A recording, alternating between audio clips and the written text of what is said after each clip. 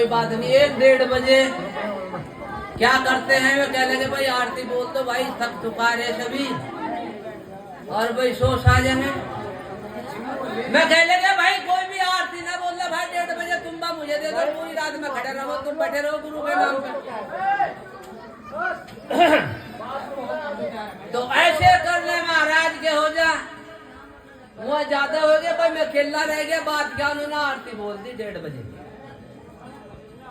तो जिस वक्त आरती बोल दी तो वो कह लगे भाई सो जाओ। मैं कह लगा भाई मैं तुम्हारे यहाँ सोने के नाम का नहीं है, मैं गुरु जी के नाम पर आ रहा हूँ और मैं तो सोता नहीं। अब मैं सोने का तो मैं हूं नहीं, अपने घर जाऊंगा, वहां से 5 किलोमीटर हमारा घर था नोएडा।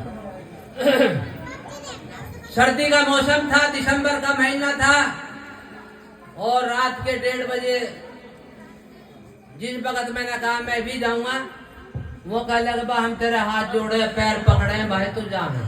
मैं कहा क्यों भाई? अब 15 दिन हो गए भाई यहाँ पे, भाई मार काट करे, बदमाश है, सफेद एम्बेसडर है, उन्होंने बताने शुरू कर दिया।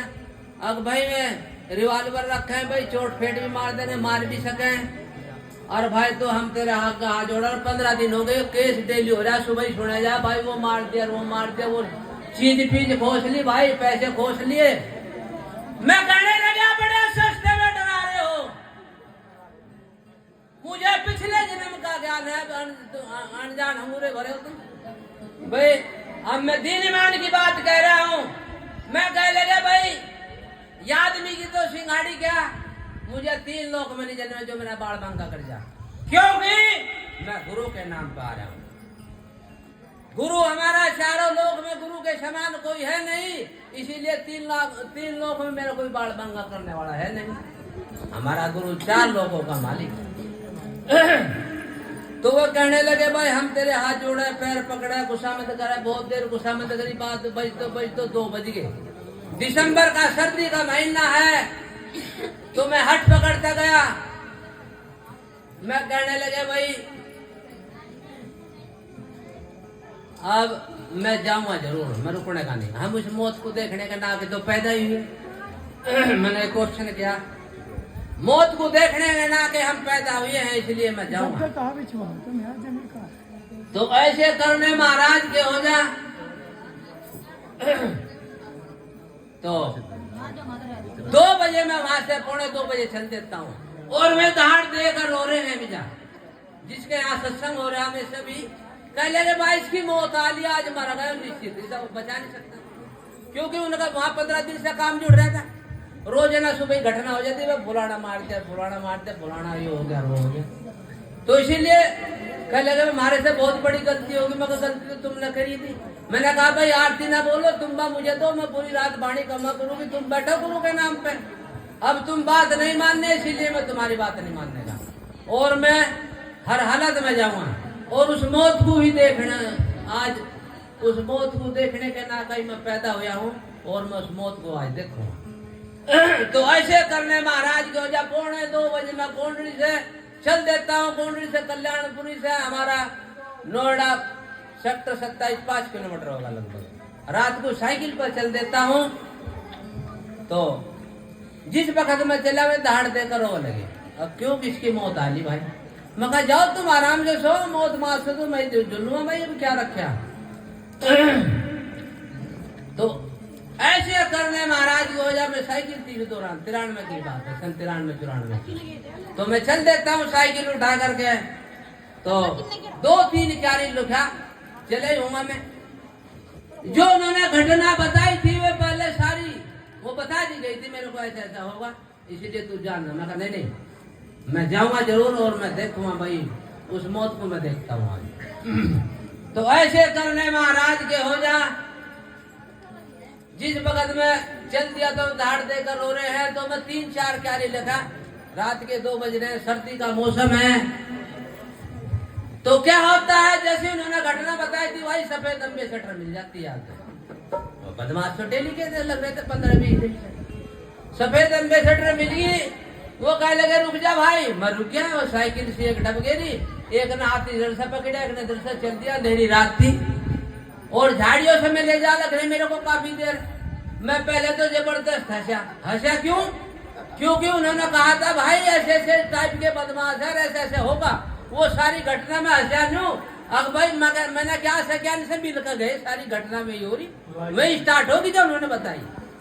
और बात का झाड़ियों से मैं ले गए काफी दूर, और जी जैसे झाड़ियों में जाकर निपटा तो मैंने कहा देखो तो सही, मैं हंस कर निपट लिया, खूब छक्का था।